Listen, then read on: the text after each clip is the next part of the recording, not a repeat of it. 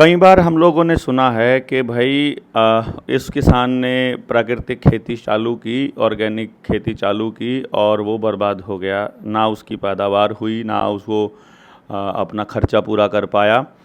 और जो pharma company के लोग हैं जिनका एपीआई एक्टिव फार्मास्यूटिकल इंग्रेडिएंट डाल कर फर्टिलाइज़र बनते हैं, तो फर्टिलाइज़र कंपनियां भी उन्हीं की है, जिसको हम रॉकफेलर फाउंडेशन बोलते हैं, जिसकी रिकमेंडेशन से हरित क्रांति आई थी। और स्वामीनाथन जिसका एक चेला हुआ करता था, जिसने एक रिपोर्ट दी थी कहने को देश के अंदर, तो लोग स्वामीनाथन को इसीलिए याद भी करते हैं। उसी स्वामीनाथन की बेटी डब्ल्यूएचओ के अंदर चीफ साइंटिस्ट थी, जिसने कोरोना की वैक्सीन को पुश किया था।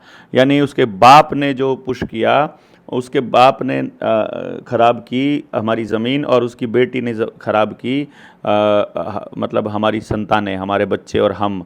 यानी उसने बांझ बनाई हमारी ज़मीन, और इसकी बेटी ने बनाई हमारे घर की औरतें और बच्चे।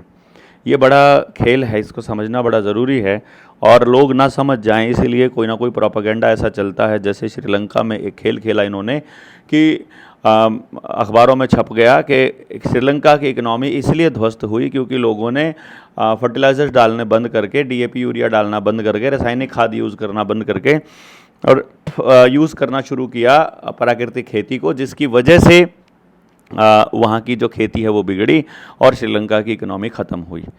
और मैं इसमें कई बार अपने लोगों से बात करता हूँ तो समझ में आता है, खेती पर काम करने वाले लोगों से हम चर्चा लगातार करते आ रहे हैं, और किसानों के बीच जा कर के काफ़ी सालों से, दशकों से लग के लोगों के बीच घूम घूम करके उनको खेती के बारे में बताना, अपने अनुभव साझा करना, दूसरे लोगों के अनुभव कलेक्ट करना और फिर उनको अगले लोगों तक लेकर के जाना, इसका काम कर रहे हैं। झारखंड के हमारे जनता सरकार मोर्चा के जो साथी हैं विष्णुदेव गोराई, जो अभी आने वाले वक्त में 24, 25, 26 को एक ट्रेनिंग भी ऑर्गेनाइज़ कर रहे हैं जनता सरकार मोर्चा की।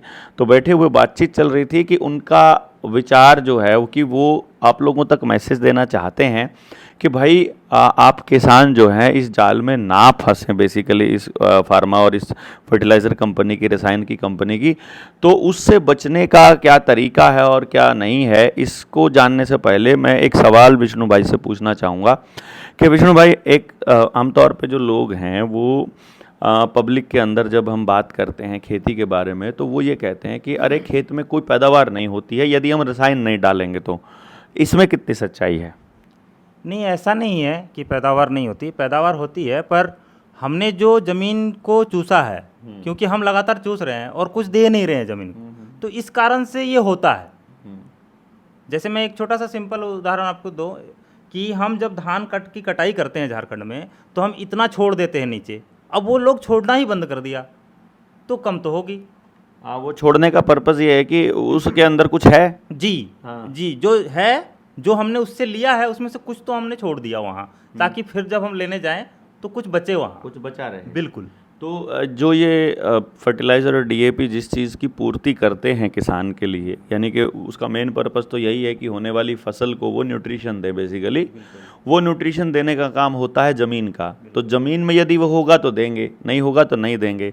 तो मैं जहाँ तक समझा हूँ, मैं ये समझा हूँ कि जो रासायनिक खाद है, जैसे डीएपी है, डाई अमोनियम फास्फोट, तो यानी फास्फोरस दे रही है, अमोनिया दे रही है, और एक यूरिया है, वो आपको यूरिया दे ही रहा है। तो इसी तरह से सल्फ़र और वो नाइट्रोजन के लिए अलग हम लोग करते हैं।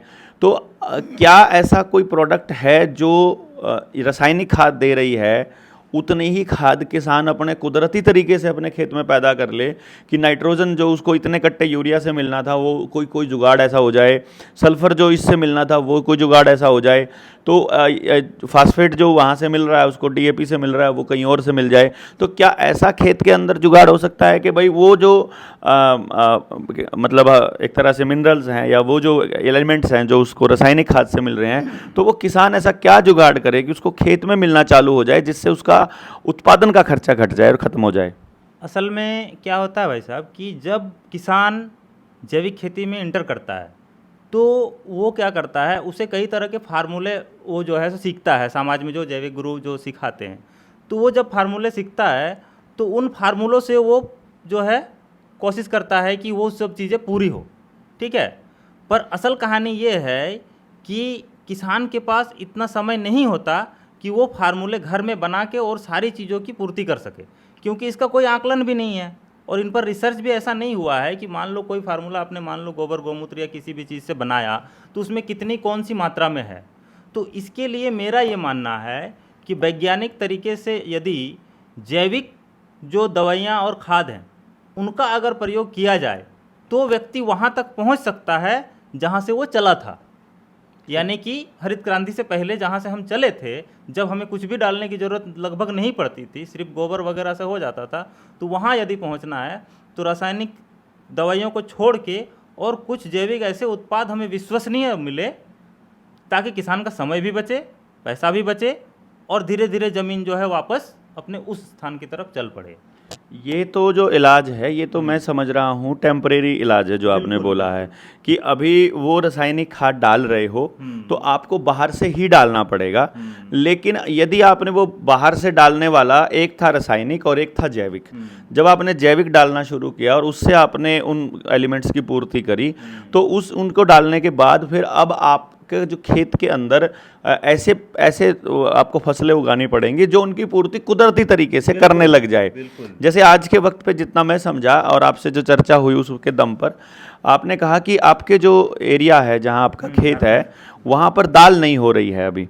अगर दाल हो जाए तो कुदरती तरीके से सल्फर वह उसकी जड़ों से मिल जाएगा ज़मीन को, तो अगर दाल हो जाएगी तो अब आपके वहाँ भी दाल नहीं हो रही है। तो इसका मतलब है कि आसपास की ज़मीन लोगों ने इतनी ख़राब कर दी है और जब लोग उस ज़मीन को ठीक करने चलेंगे तो फिर हम ऐसा जैसे पटसन से क्या क्या चीज़ पूरी होती है, दालों से क्या होता है, रेशों से क्या होता है, तेल से क्या होता है, ये सब थोड़ा अपना उन साथियों को बताएं कि ये चीज़ें अब हमारे यहाँ, क्योंकि मैंने अपने खेत में सब्जी भी देखी है, मैंने वहाँ चना भी देखा है, मैंने कपास भी देखी है और गन्ना भी देखा है खूब। गन्ना तो अभी भी शुगर मिल लग गया वहाँ, लेकिन मैंने वो सारी फसलें देखी हैं और डैंचा हो गया है ना, दालें हो गई दूसरी, वो सब देखा है।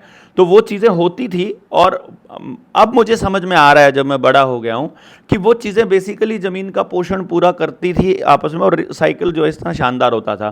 तो अगर ये कहूँ मैं कि किसान अगर रासायनिक खाद से और जैविक खाद की तरफ आता है या बायो फर्टिलाइजर्स की तरफ आता है तो उसका खर्चा कम होगा या बढ़ेगा?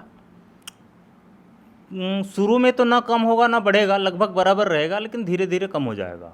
और कई बार जिस किसान ने थोड़ी मगर अगर वो कुछ फार्मूले भी बनाता है साथ में और गोबर वगैरह का अगर अच्छे से प्रयोग करता है तो कम ही होगा फिर तो इसमें किसानों को एजुकेट करने में आप कुछ मदद कर सकते हैं किसानों की? बिल्कुल। मेरा तो पूरा जीवन ही अभी तक जितने दिन मेरा मस्तिष्क ठीक है और मेरा शरीर ठीक है तब तक का पूरा समय मैं किसानों के लिए दे चुका हूँ। तो कोई जैविक प्रोडक्ट भी बना रहे हैं आप, कोई जैव फर्टिलाइजर इसी टाइप का? बिल्कुल। मैं 2016 में जब ये सब काम मैंने शुरू किया और करते करते जब हज़ारों किसानों से मिला तब मुझे रियलाइज़ हुआ कि सच में किसानों को विकल्प चाहिए।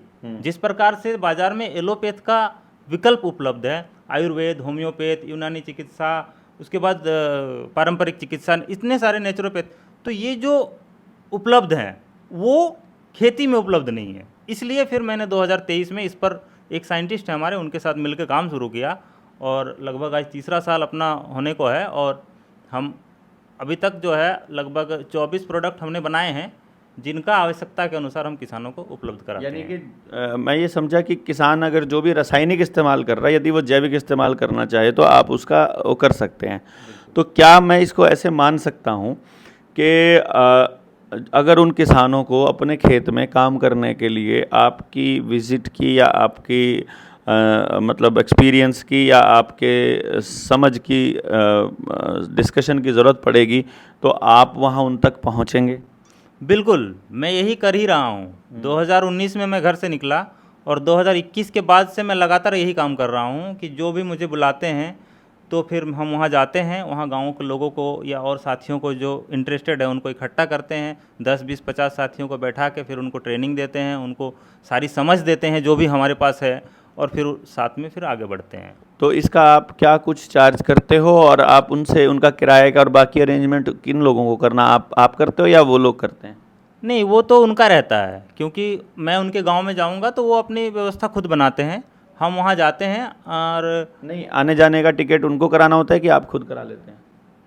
वो तो कई बार साथियों के ऊपर निर्भर करता है क्योंकि समाज का काम है तो समाज का सहयोग होना चाहिए, ऐसा मुझे लगता है। ये मैं इसलिए बोल रहा हूँ क्योंकि जो मैंने अभी तक विष्णु भाई को देखा है और मैं इनको इतने समय से देख रहा हूँ, यदि किसान को अपने खेत में या अपने गाँव के अंदर लोगों से जागरूकता के लिए इनकी ज़रूरत पड़ती है, तो ये उनको नहीं कहते हैं कि मेरी टिकट का अरेंजमेंट कराओ। जहाँ तक मैं समझा हूँ कि जो इनका बायो फर्टिलाइज़र का जो कंपनी है वो केवल और केवल इसी काम के लिए है कि समाज के लिए पैसा इस्तेमाल हो रहा है, किसान यूज़ कर रहा है, वो हमारे बायो फर्टिलाइज़र अगर इस्तेमाल करता है तो वो खर्चा वहाँ से निकल जाएगा। और जो अगर कोई व्यक्ति समाज का काम कर रहा है तो उसका घर का जो उसके एक्सपेंसेस हैं, उसकी अपनी ज़रूरतें हैं, वो भी मीट हो सकें। और यदि किसान मदद करना चाहते हैं, because it's all up to them, तो वो भी उनकी टिकट कराते हैं। लेकिन आप लोगों को खर्चा करना पड़ेगा ये सोच करके आप इनको ना बुलाएं, मैं उसके लिए ये बोल रहा था। उसकी चिंता करने की ज़रूरत नहीं है, वो अपना खर्चा खुद करके आ सकते हैं यदि आप वाकई में इस पर बदलाव करने की दिशा में काम करना चाह रहे हैं। ये मैं पूछने की कोशिश कर रहा इस था। बारे में मैं ये कहना चाहूँगा कि लगभग 2022 तक मैं विजिट के फीस लेता था 5 से 10 हज़ार रुपये, और प्लस आने जाने का किराया। लेकिन जब से मैंने फर्टिलाइज़र का काम शुरू किया है तो उससे अपने को इतना आ जाता है कि हम वहाँ तक पहुँच के फिर घर वापस आ सकें। तो फिर तब से हमने लेना बंद कर दिया पूरी तरह तो से। वो विजिट के जो चार्जेस हैं वो लेना बंद करके तब ये काम क्योंकि कई बार किसी किसान में समझ होती है लेकिन वो इतना खर्चे और इतना रासायनिक खाद के जाल में फंस चुका होता है कि कर्जदार हो चुका होता है। ऐसे व्यक्ति के ऊपर फिर आर्थिक बोझ डालना उचित नहीं, ये करके फिर इसका समाधान उन्होंने निकाला। तो जो इसका मतलब ये हुआ कि खेत में इस्तेमाल होने वाले रासायनिक खाद की जगह बायो फर्टिलाइज़र इस्तेमाल करने के लिए आपसे संपर्क किया जा सकता है और फिर आप उसको फ़ोन पर समझ भी उसी लेवल की दे सकते हैं। तो लेकिन कॉल आप अपनी मर्ज़ी से करें तो ज़्यादा बेटर रहेगा जब आपको सुविधा हो। तो आप सब लोग विष्णु भाई को संदेश भेज सकते हैं, इनको मैसेज कर सकते हैं व्हाट्सएप पे कि आपको किन किन विषयों पर बात करनी है। और मुख्य तौर पर जो झारखंड के जो साथी हैं वो अपना ट्रेनिंग के लिए भी इनको मैसेज कर सकते हैं कि वो अगली ट्रेनिंग में आ सकते हैं 24, 25, 26 अक्टूबर को जो ट्रेनिंग होने वाली है। तो विष्णु भाई मैं आपसे रिक्वेस्ट करूंगा आप अपना नंबर सभी को बता दें। मेरा नंबर है 75 64 0311 61 7564 031161। 75 64 0311 61 ये नंबर विष्णुदेव गोराई का है। तो अगले झारखंड में कनेक्ट होने के लिए जेएसएम के साथ और ट्रेनिंग ऑर्गेनाइज करने के लिए, जो झारखंड वाली जनता सरकार मोर्चा की ट्रेनिंग में शामिल होने के लिए, और पूरे देश के अंदर कहीं भी बायो फर्टिलाइज़र की उपलब्धता के लिए जो ऑनलाइन आपके घर आ जाएगा, और प्लस अपने गांव में अपने किसानों के बीच खेती के ऊपर चर्चा करने के लिए। तो अगर किसी को अपने खेत के अंदर काम शुरू करना है और उस पर चर्चा करनी है तो और खेत बदलने की शुरुआत करनी है तो कौन सा समय बेस्ट रहता है आपकी मीटिंग्स करवाने के लिए, ताकि वो पूरा महीना 1.5 महीना आप सिर्फ मीटिंग्स करते रहें और फिर लोग अपने खेतों को उस तरीके से बदलाव चालू कर दें। जैसा कि इस समय महीना चल रहा है, आपको ये सितंबर 2025 का, 2025 बोल दो, नहीं तो 2-4 साल बाद फिर लोग वो ट्रेनिंग के लिए करेंगे मैसेज। तो अभी अक्टूबर का महीना चल रहा है, अभी धान की कटाई हो जाएगी तो इसके बाद रबी की शुरुआत होगी। तो जो फसल कटाई होनी है ऐसे समय पर जाना ज़्यादा ठीक रहता है, क्योंकि अभी जो नई फसल लगेगी रबी की फसल, उससे पहले ताकि किसान पूरी तरह से तैयारी कर सके। उसके बाद जैसे मतलब किसी भी फसल के शुरुआत से 1 से 2 महीने पहले तक बहुत अच्छा समय रहता है।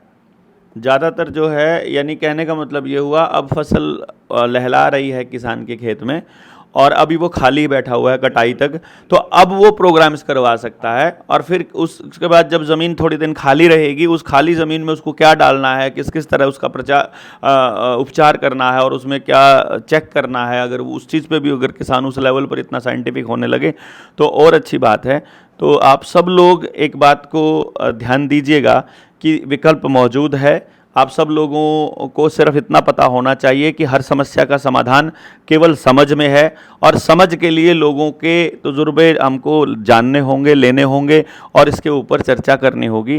चर्चा के अलावा और कोई दूसरा रास्ता नहीं है, समझ के अलावा कोई दूसरा रास्ता नहीं है, ऐसा हमें समझ में आया।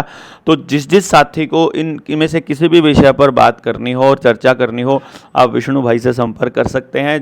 पूरे झारखंड में कनेक्ट होने के लिए भी इन्हीं का नंबर वही है 75 64 03 7564031161 यानी 7564031161। इस नंबर पर आप विष्णु से संपर्क करें। आपका बहुत बहुत धन्यवाद। जय हिंद,